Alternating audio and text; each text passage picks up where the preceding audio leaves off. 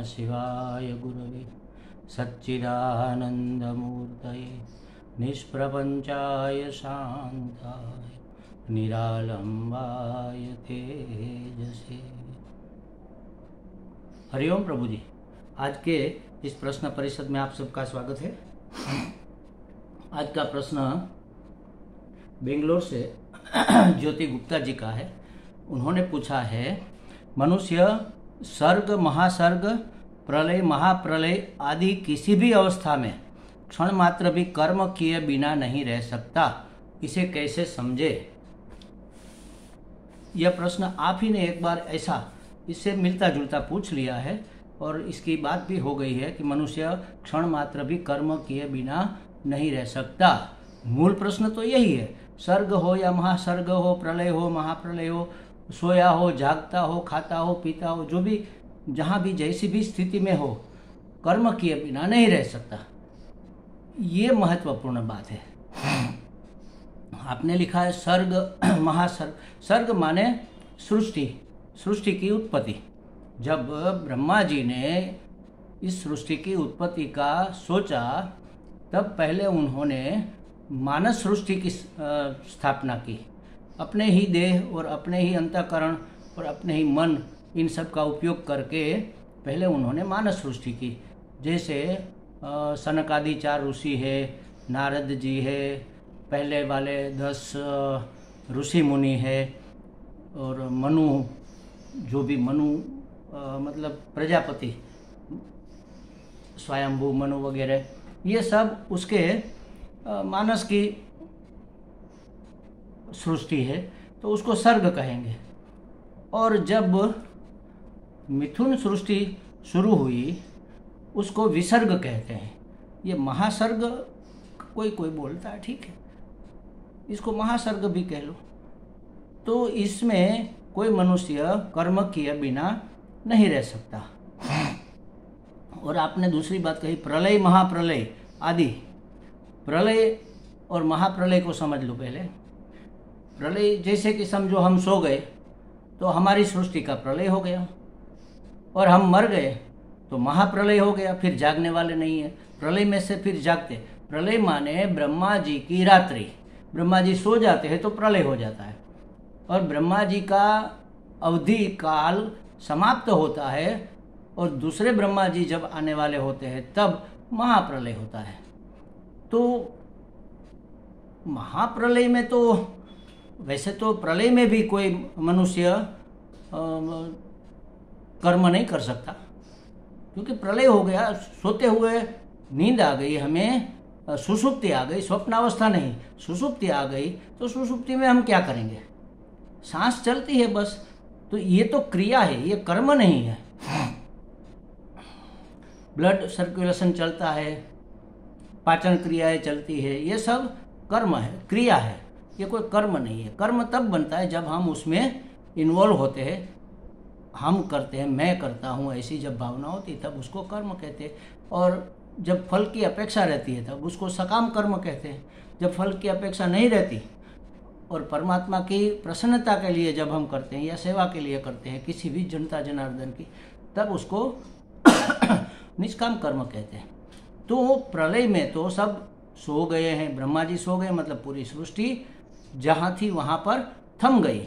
तो वहाँ मेरे हिसाब से कोई ज़्यादा कर्म तो नहीं होते होंगे। और महाप्रलय में तो कर्म होते ही नहीं है, बिल्कुल ही नहीं होते, ये तो मैं पक्का कह सकता हूँ। इसलिए महाप्रलय में पूरी सृष्टि के जीव जो भी जैसी भी अवस्था में है, बीज रूप होकर नारायण में समा जाते हैं।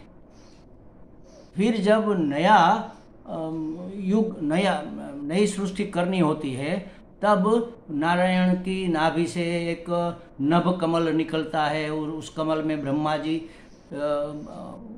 का प्रादुर्भाव होता है, और ब्रह्मा जी आसपास चारों दिशा में देखते हैं तो 4 मुख हो जाते हैं।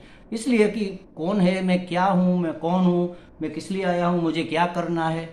चारों दिशा में देखा, 4 मुँह हो गए, लेकिन कुछ समझ में नहीं आया। फिर देखा कि ये मैं कमल पर हूँ, तो कमल की नाल है, उसमें अंदर प्रविष्ट हो गए, और वर्षों तक चलते रहे, लेकिन कोई ओर छोर नहीं मिला। फिर वापस आकर अपने कमल पर बैठ गए और आकाशवाणी उसको सुनाई दी, तप तप ऐसा शब्द सुने, तप करो मतलब। तो उन्होंने मानस तप किया, मतलब चिंतन, आंखें मूंद कर चिंतन किया कि वास्तविकता क्या होनी चाहिए। तो भगवान प्रसन्न हुए, नारायण ने उसको दर्शन दिया और उसको उपदेश दिया कि तुम सृष्टि का सर्जन करो। तब उन्होंने कहा कि महाराज मैं सृष्टि का सर्जन करूँगा तो मैं बंधन में गिरूँगा, कोई भी कर्म बंधन कारक होता है, तो मैं क्या करूँ जिससे मुझे बंधन न हो। भगवान ने उपदेश दिया चतुश्लोकी का कि भाई अपना अहंकार बीच में लाए बगैर, कोई भेदभाव किए बिना, कोई राग द्वेष रखे बिना, नारायण की खुशी के लिए, परमात्मा की आज्ञा का अनुसरण करने के लिए, उसकी योजना को फलीभूत करने के लिए कर्म करो तो माया तुम्हें बांधेगी नहीं। तो देखो महाराज, ये जब महाप्रलय होता है तो सब नारायण के अंदर समाविष्ट हो जाते हैं बीज रूप में। तब कहाँ कोई कर्म होता है, नहीं होता। ये आपने कहाँ से लिया मुझे पता नहीं, लेकिन सर्ग, महासर्ग, प्रलय, महाप्रलय आदि किसी भी अवस्था में क्षण मात्र भी कर्म किए बिना मनुष्य नहीं रह सकता। ये आधा सच है, आधा सच नहीं है। सर्ग में तो करता है, विसर्ग में भी करता है, महासर्ग में, क्योंकि ये तो सर्जन की प्रक्रिया है, तो उसमें तो और एक बात और बता दूं आपको कि जब सृष्टि की शुरुआत हुई, सृष्टि बनाना शुरू किया ब्रह्मा जी ने, तो माया के 3 गुण, सत्व, रजस और तमस, इन 3 गुणों को लेकर पूरा सर्जन हुआ है। उसमें कहीं पर जैसे कि देव है तो देव में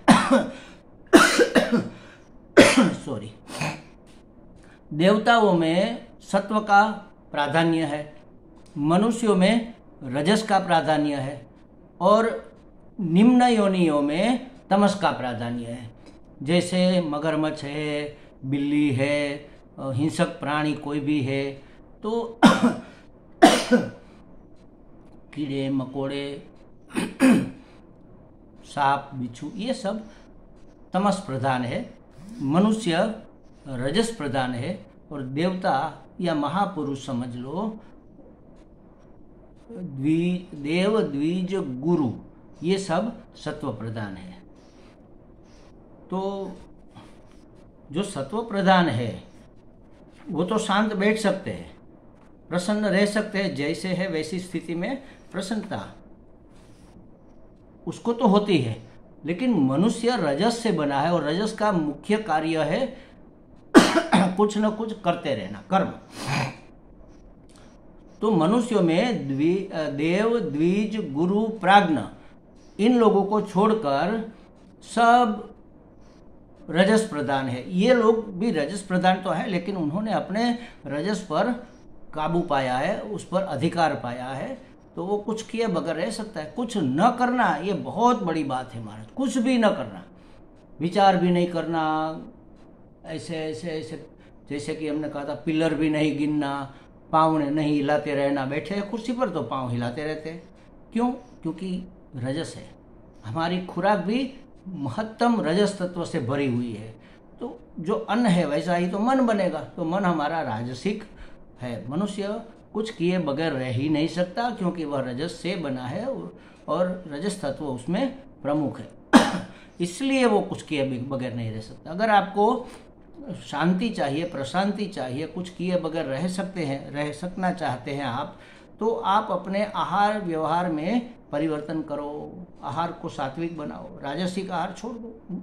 महत्तम हमारे आहार राजसिक है, तो रजस तत्व पैदा करने वाले आहार माने सिर्फ भोजन ही नहीं, भोजन तो मुख्य, इंद्रियों के जो भी इंद्रियों द्वारा हम ग्रहण करते हैं, आहारति इति आहार, इसको आहार कहते हैं। हम जो देखते हैं तो राजसिक वस्तुएं देखना बंद करो, सात्विक चीज़ें देखो, भगवान के फोटोज है, भगवान की बातें हैं, भगवान के कार्य है। आजकल टीवी में समझो भगवान की सीरियल आती है, लेकिन उसमें भी सात्विकता बहुत कम होती है, राजसिकता और तामसिकता, भ्रम फैलाने वाली बात, मिर्च मसाला डालकर कहीं पर पुराण में नहीं आपको मिलेगा, ऐसी ऐसी बातें उसमें काल्पनिक बातें जोड़ दी जाती है ताकि आपको जरा अंदर मन को चटपटी चाहिए ना, तो ये चटपटी जो है वो राजस है।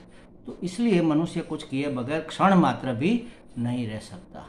और दूसरा प्रश्न है आपका, किसी भी परिस्थिति में मन को दो विचार आते हैं। बात तो सही है, तो इन दो विचारों में से हम सही निर्णय कैसे ले? देखो, एकमात्र मनुष्य ऐसा प्राणी है जिसे भगवान ने विवेक दिया है, बाकी किसी भी प्राणी में विवेक नहीं है। आहार, निद्रा, भय, मैथुन च, ये 4 सेंसेशन उसको नेचुरली होते हैं और उसको वो पूरा करते हैं। बस आहार, भूख लगी, भोजन कर लिया। जैसे समझो हम जा रहे हैं अपनी साइकिल लेकर या स्कूटर लेकर और ट्रैफिक सिग्नल आया, वहाँ पर रुक गए, हम खड़े हो गए। हमारे बाजू में आकर एक खुमचा वाला खड़ा हो गया। खुमचा आपको पता होगा, उसमें सब भोजन, भेलपूरी वगैरह सब इतने बड़े थाले में रखा हुआ होता है। कभी कभी वो ढकते हैं, कभी नहीं भी ढकते, खुला रहता है। और उसकी बाजू में एक घोड़ा गाड़ी वाला, टांगे वाला आकर रुक गया। अब टांगे के घोड़े ने देखा भूख तो लगी है, सुबह से वो दौड़ रहा है, अब जब मालिक खाना खिलाएगा तभी तो खाने को मिलेगा, भूख तो बहुत लगी है। बाजू में देखता है तो खुमचा, उसमें भेलपूरी का सामान पड़ा है, पोटैटोज वगैरह बॉईल किए हुए, तो वो सीधा अपना मुंह उसमें डालेगा।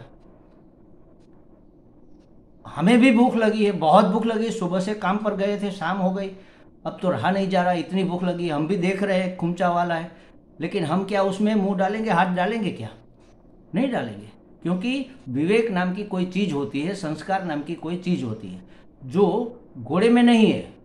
घोड़े में तो भगवान ने ऐसा बिल्टअप किया हुआ है, उसके अंदर ऐसी सिस्टम, भूख लगे तो खा लो, नींद आए तो सो जाओ।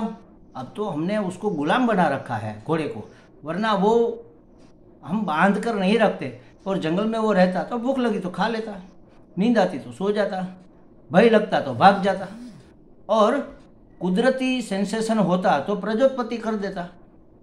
हर एक प्राणी, ये 4 चीज़ें नॉर्मल है। इन चारों चीज़ों में मनुष्य में विवेक है।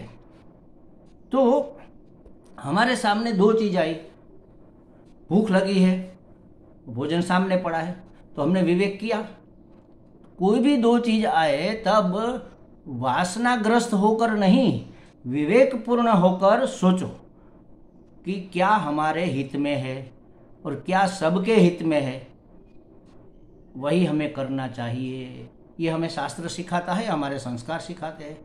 हमारे हित में जो है 2 चीज़ें हैं, समझ लो, दोनों हमारे हित में ही है, तो फिर क्या करें?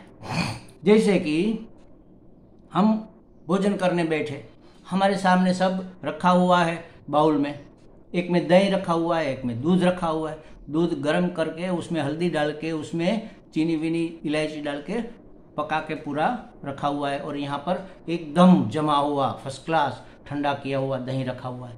अब हमें दही ज़्यादा पसंद है, दूध पसंद भी है, लेकिन दही बहुत ज़्यादा पसंद है। लेकिन हमें सर्दी खांसी हो गई है, तो हमें विवेक करना चाहिए, 2 में से हम क्या लें? दही लेंगे क्या? हम नहीं लेंगे दही। क्यों नहीं लेंगे? पसंद भी है, हमारी वासना कहती है कि थोड़ा बहुत खा लो, इसमें कुछ नहीं होगा। अरे इतना अच्छा दही फिर कब मिलेगा? थोड़ा खा लो, लेकिन हम नहीं खाएंगे। गरम दूध पिएंगे, गरम दूध लेंगे अपने भोजन के साथ, क्योंकि हमें पता है कि हमारी हेल्थ के लिए ये ज़्यादा उपकारक, फायदा कारक है। ये दही पसंद भी है, हमारे संस्कार भी है, और ये पोषक भी है। दोनों पोषक है। देखो, पोषक तत्व तो दोनों में है, मलाई वाला दही है, मलाई वाला दूध है, दोनों में पोषक तत्व तो है ही। दोनों खाद्य चीज़ें हैं, दोनों हमारे सामने आई है, और किसी ने हमें रोका भी नहीं है। हमें स्वयं पसंद करना है उनमें से। हो सकता है पहले हम दही खा लें, फिर उसके ऊपर गर्म दूध पी लें। ये भी मूर्खामी लोग कर बैठते हैं। तो हमारे सामने हर एक परिस्थिति में 2 विचार आते हैं, 2 रास्ते आते हैं, लेकिन उन 2 रास्तों में से हमें कौन सा रास्ता चुनना चाहिए, कौन सा सही है, उसके लिए विवेक का इस्तेमाल करना है, वासना का नहीं। वासना मतलब हमें बार बार एक चीज़ करते हुए जो आदत बन गई और वही चाहिए, ऐसा जब मन कहने लग गया तो उसको कहते हैं वासना।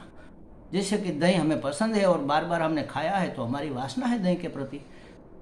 कहीं पर भी देख लो, भूख नहीं है तो भी दही खा लेंगे, ये वासना है। और कहने का मतलब ये है कि हमारे सामने जब दो रास्ते आते हैं और दोनों हमें जब सही लगते हैं, तब हमें विवेक का उपयोग करना चाहिए। हमारे लिए क्या महत्वपूर्ण है? अच्छा, एक चीज़ हमारे लिए महत्वपूर्ण है, लेकिन अगर ये बात हम करेंगे तो दूसरों के लिए बहुत नुकसानदेह है। तो हम सामाजिक प्राणी हैं, हम पारिवारिक लोग हैं, हम संस्कारी लोग हैं, दूसरों के हित को पहले सोचते हैं। अगर दूसरों को कोई नुकसान करता है तो ऐसी चीज़ का हम त्याग कर देते हैं। हमें चाहिए, हमें पसंद भी है, हमें मिल भी रही है, फिर भी स्वैच्छिक अपने मन से, अपनी इच्छा से हम उसका त्याग करते हैं, उसको त्याग कहते हैं। तो ये क्योंकि ये समाज के हित के लिए ठीक नहीं है। तो अपने हित के लिए और बाकी सब प्राणियों के, सिर्फ मनुष्य समाज नहीं, सब प्राणियों के हित में क्या है वही हमें करना चाहिए। ऐसे विवेक का उपयोग करके हम अपनी पसंद कर सकते हैं। हमें लगता है ज्योति जी को बातें स्पष्ट हो गई होगी। हरि ओम।